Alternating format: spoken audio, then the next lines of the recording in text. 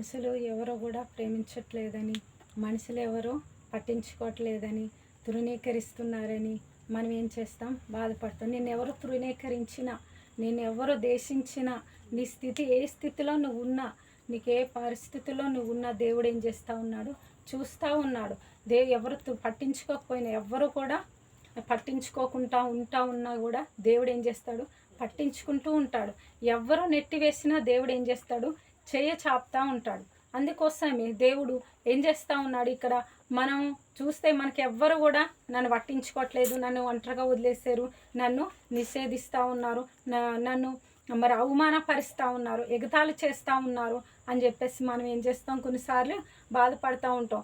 అయితే ఇక్కడ చూస్తే దేవుని వాక్యములో మరి 16వ అధ్యాయము 7వ వచనంలో చూస్తే, సాముయేలు 16వ అధ్యాయము 7వ వచనంలో చెప్తా ఉన్నారు. ఇక్కడ చూస్తే దావీదు గారిని, అయితే యెహోవా సమూయేలుతో ఇలాగూ సెలవిచ్చెను, అతని రూపము అతని ఎత్తును లక్ష్య పెట్టకుము.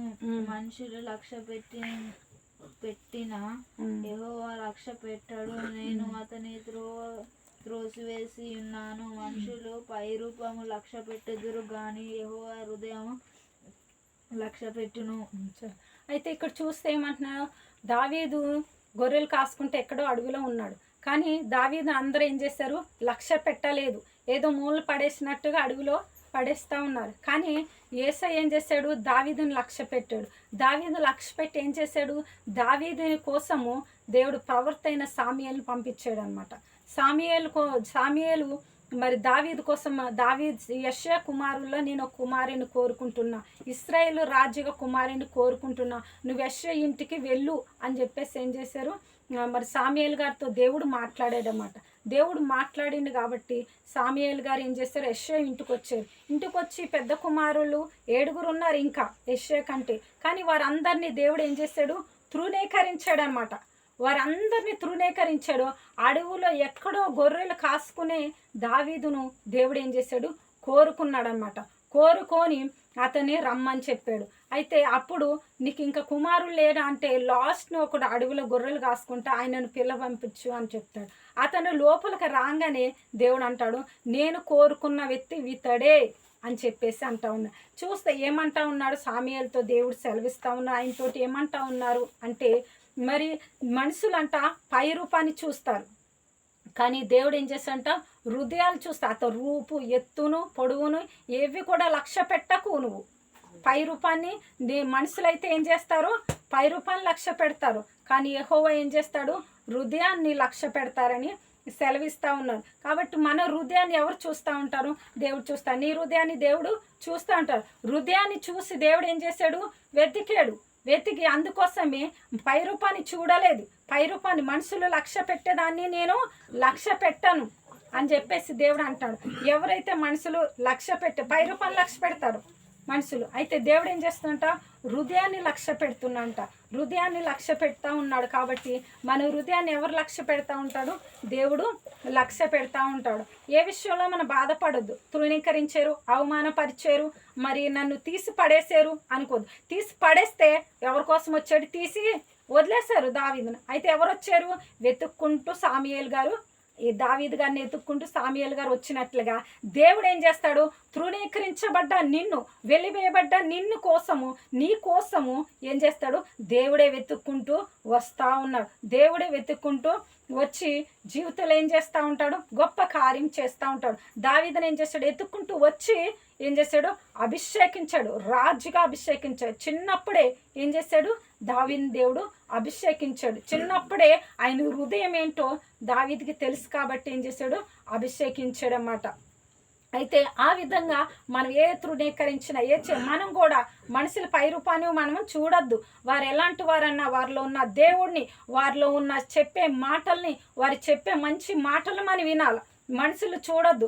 వారి నుంచి వచ్చే దేవుని మాటలు మనం చూస్తే మనం ఏం చేస్తాం? బాగుపడతాం. ప్రతి ఒక్కరు చిన్నవారా పెద్దవారా అందుకోసమే దేవుడు ఇర్మియాకు అంటూ ఉంటారు, నువ్వు బాలుడు అనవద్దు, నేనేం చేస్తాను?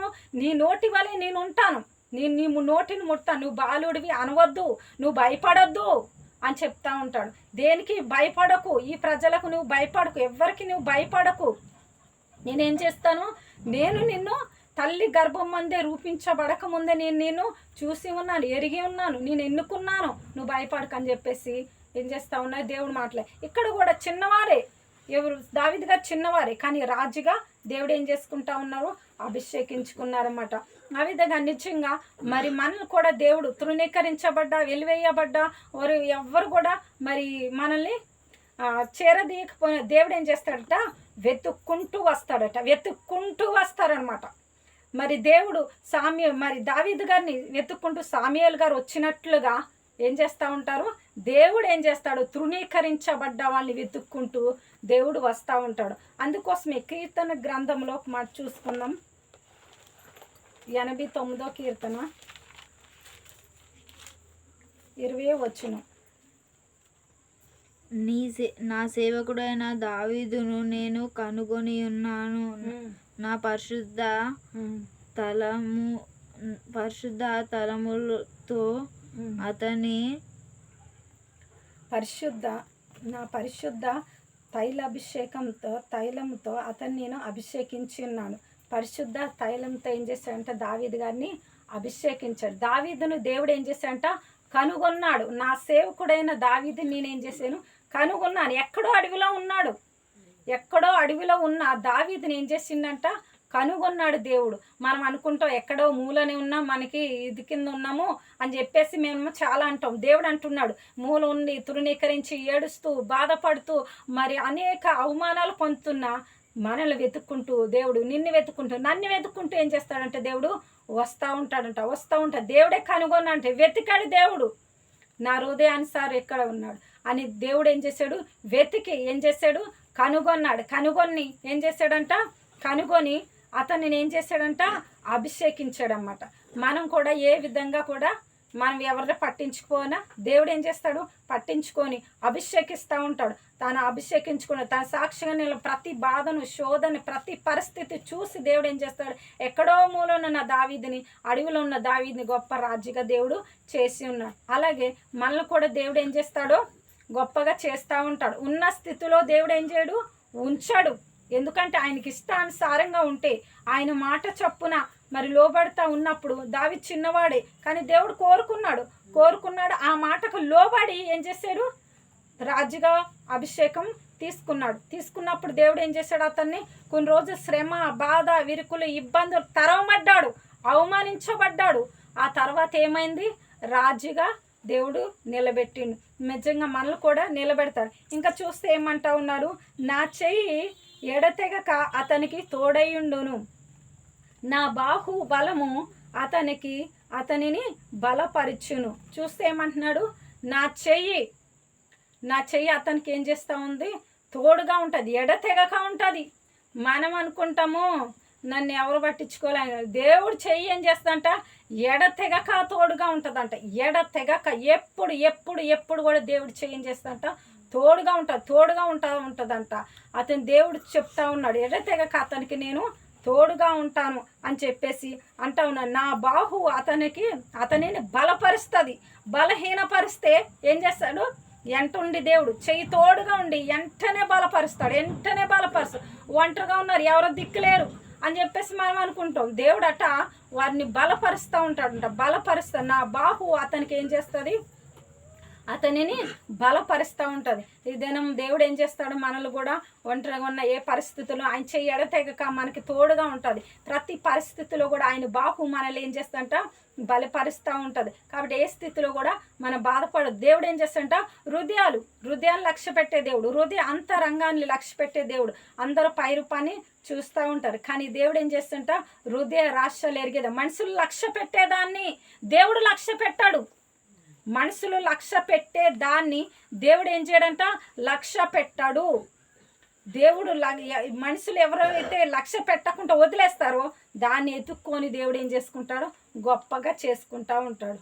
కాబట్టి దేవుడి మాటలు దీవించి ఆశీర్వదించును గాక. ప్రార్థన చేసుకుందాం. స్తోత్రం నాయన, పరిశుద్ధాత్మదేవ, గొప్ప దేవ, మీకు వందనాలు, స్తోత్రాలయ. మీరు మాతో మాట్లాడినందుకు వందనాలు, స్తోత్రములు చెల్లించుకుంటున్నామయ్యా. అయ్యా మీకు స్తోత్రాలు. దావీదుగా నిలబెట్టుకొని దేవా మా ముందు పెట్టి అయ్యా మీరు మాట్లాడినందుకు మీకు వందనాలు తండ్రి, మీకు స్తోత్రాలు. అవును తండ్రి, అయ్యా పరిశుద్ధుడా, మనుషులు పైరూపాన్ని చూస్తారు కానీ దేవా మీ హృదయాన్ని చూసే దేవుడు. అయ్యా మనుషులు లక్ష్య పెట్టేదాన్ని మీరు లక్ష్య పెట్టారో నాయన, మీకు స్తోత్రం. అది మేము తెలుసుకునే కృప మాకు దయచేయండి నాయన, మీకు స్తోత్రం, మీకు వందనాలు ప్రవ్వా. యేసయ్యా నాయన దావీదు గాని మీరు కనుగొన్నారు, వెతికారు దేవా, అతను ఆనంద తైలం చేపు అభిషేకించారు దేవా, మీకు స్తోత్రం నాయన. అతనికి దేవా మీ చేయి తోడుగా ఉంచారు నాయన, మీకు స్తోత్రం నాయన. మీ బాహు చేత అతన్ని బలపరిచిన దేవా, మీకు స్తోత్రమయ్యా. మీ దిన మమ్మల్ని అందరినీ కూడా బలపరచండి అయ్యా. వాక్యం విన్న బిడ్డల్ని దేవా, వించున్న బిడ్డలను కూడా మీరు దీవించండి, ఆశీర్వదించండి ప్రవ్వా. వారికి మీ చేయి తోడుగా ఉండును గాక, మీ బాహు వారిని బలపరచును గాక, రోగులకి స్వస్థత కలుగును గాక, విడుదల కలుగును గాక అని ప్రార్థిస్తున్నామయ్యా. పరిశుద్ధుడా మీకు స్తోత్రమయ్యా. అయ్యా వింటున్నారు ప్రతి ఒక్కరికి దేవా మీ బాహు మీ చెయ్య తోడుగా ఉండి వాళ్ళని బలపరిచి మీ సాక్షులుగా దేవా వారు నిలబెట్టుకొని మీ నామాన్ని హెచ్చించుకోమని నజరేయుడైన యేసు నామములో ప్రార్థించి వేడుకుంటున్నాము తండ్రి.